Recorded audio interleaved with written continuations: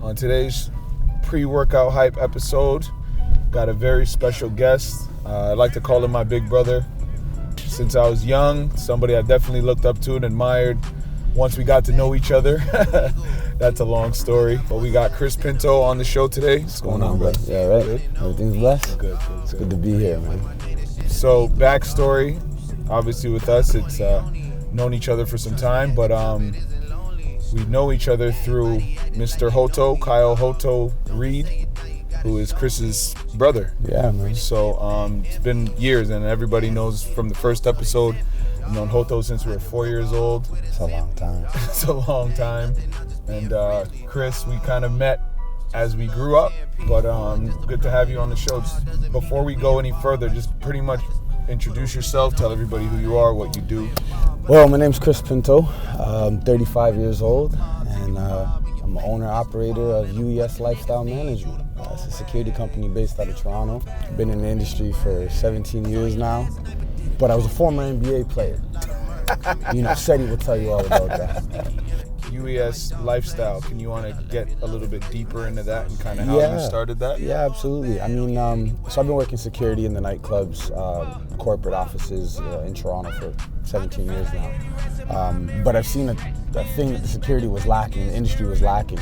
And it was a lot of personality. Everybody that's in the industry was just a machine. They didn't really build no rapport or bonds with anybody real. And when I say real, I mean, the people. The services we provide, liaison services, driver services, a lot of VIP services. We do a lot of bodyguard work, myself personally. You had something pretty much severe that definitely could have changed your whole outlook, your whole life, your whole career. Yeah. Do you want to let the people know kind of what happened and what the story is kind of behind that? Yeah, absolutely. 2017, it was June 2017. I had a motorcycle accident. I mean, some would say it was a pretty bad one, but I've been down many times on the bike. So, to me, it was at the time it was just another accident. But I ended up getting a compound fracture on my right leg, on my right ankle, which resulted in me having to amputate my leg. That was a choice that I had actually made waking up in the emergency room when they dropped me off at the hospital. So it wasn't something that just happened right away. I woke up and it was gone. It was kind of something that I had to process and think about. With having my company, my young son, my wife, having to take care of them. That was a big choice to make. Right. Ultimately, what I do in terms of my career had a big impact on that choice. They were going to try and repair my foot with all sorts of metal, wires, screws, all kinds of stuff. And immediately I thought, there's no way I'm going to be able to walk, stand, run, do any of that, protect any of my clients at all on a foot that's, built. So to speak, through flesh and stuff like that. So I said, take it off. Let's get a prosthetic on. Just keep going. So that's ultimately what happened. It was about 3 weeks, I believe, it took for them. They had to do all they can. 3 weeks and then they amputated it. August 2017, I ended up getting my first prosthetic, and I went back to work in October. That's crazy because most people, to be honest, a lot of people, and I know myself included, I'm a little bit down and less in spirit than you've had. And honestly, your story and everything behind that whole thing honestly inspired the hell out of me to just continue to go even harder than I've been going, because it's like that really could have shut you down. Yeah. And the way you were, and I was around you for pretty much the whole process, it was like the way you were is like you would never have known that anything happened to you. And that's something that honestly I admire, and to this day I'm like, I'll tell people like, this is my brother, like, this is crazy that it happened to him, but the way he pushed through is like, nothing can happen to me now, and I can be like, listen, I don't have an example to show what perseverance is, because that is like the definition of perseverance. Your story definitely inspires me on a daily basis to kind of go out and get it and be better. Appreciate that. That was, it was at looking back, at the time it was just me going through day-to-day life. You know, I just wanted to get back to what I was doing, so I wasn't able to kind of sit back and take it in. You know, a lot of people were telling me I motivate them, I inspire them. I was still, I guess, a little bit shell-shocked, but like my mentality was just on go mode. You know what I mean? So for me, though, it was a lot of people seeing like, oh my gosh, this happened to him and he's doing all these great things. But for me, I was just literally getting back to my regular life, like just going to work, being able to go to work, being able to get out and just make new connections for the business, because I had just really started my company about a year and a bit before that. So, you know, I had goals, I had plans, I had all sorts of things to get done. Not too long after that, you got back in the gym and you kept training. This is pre-workout hype. So what we're talking about is the music that gets you going, the music that gets you moving. Oh, man. So I'm going to put you on the spot and ask you for a few songs that during that time were songs that kind of got you through, that kind of helped you push through that time. Yeah, for sure. Geez. Okay, so I'll say this. I mean, I'm not going to tell everybody that, like, I hate the gym. But man, working out is just, it's you got your arm day, leg day, back day, chest day, you know, so I'm an explosive full body workout type of guy. So I was working out all throughout the time I was in the hospital. I was actually using for most patients that have to get up, they need to pull themselves up with that thing. I was doing chin-ups and pull-ups and all kinds of crazy stuff while I was in the hospital.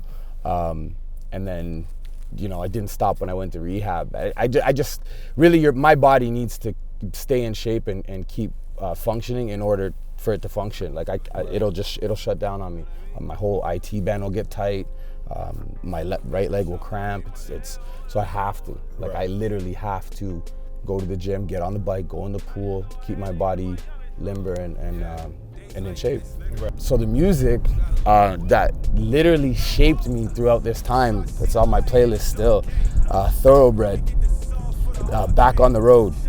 That was my anthem, because I had just amputated my foot. I was in the hospital for 3 weeks straight. I needed to get out, and I get to rehab, and they now tell me I gotta kind of stay in. I can't go home and come back to rehab. I have to stay there overnight. And I was like, no, I need overnight. I need to go home. I'll come back and work out. And as soon as the day they gave me the pass, that was the song that it dropped, and it was amazing, because I was back on the road. I was literally felt like I was locked up. It was bad. So that was like one of the biggest tracks for me, Back on the Road. But we got everybody on here, man. We definitely got a lot of Syph. That's my brother. Definitely got a lot of that. Thoroughbreds on here. Got a special one on here. That's my go-to right now. I got a special one. I really just like a lot of bass, really, and truthfully, like a lot of the stuff from the South has always been my go-to. Like when I came up, I guess it was a lot of the real South, like real South, the Bone Crushers. Yeah, you know what I mean, the headbangers. So that's always been my go-to to get my blood going. But Meek is definitely one. Meek is, you know what I mean. Like he's got that. I think his music just touches you somewhere where like you feel it in your soul, like.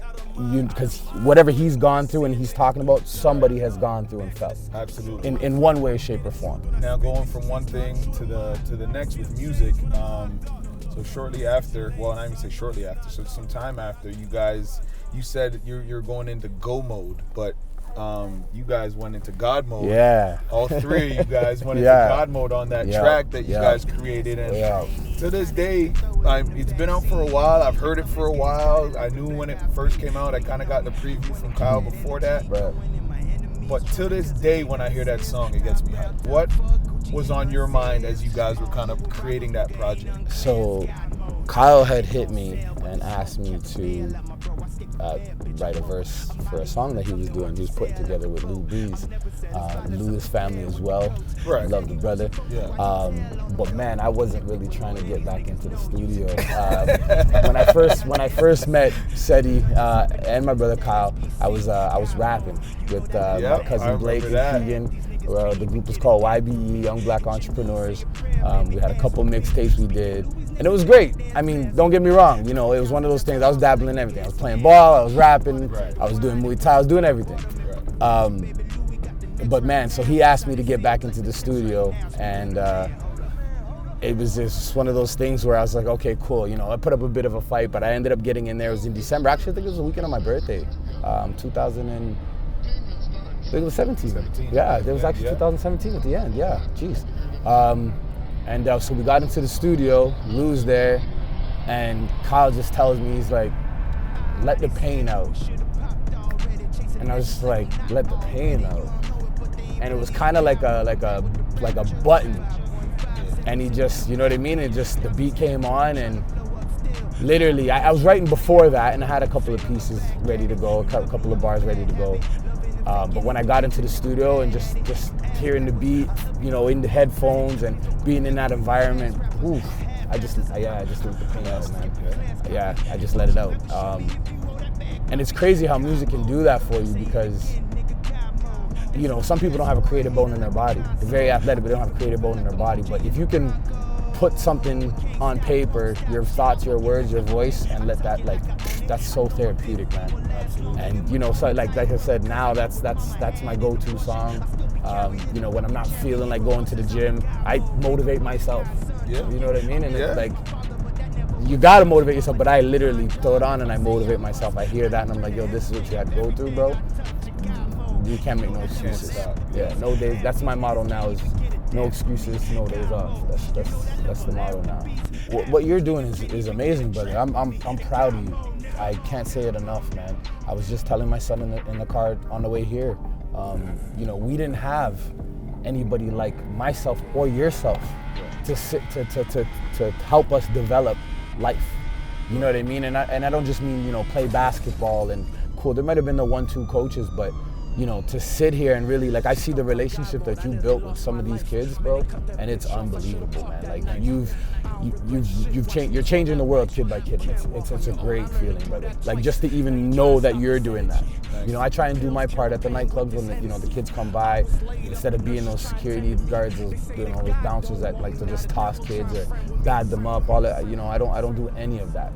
Any of that. You know, so I commend you on that, brother. It's amazing that you're doing this, bro.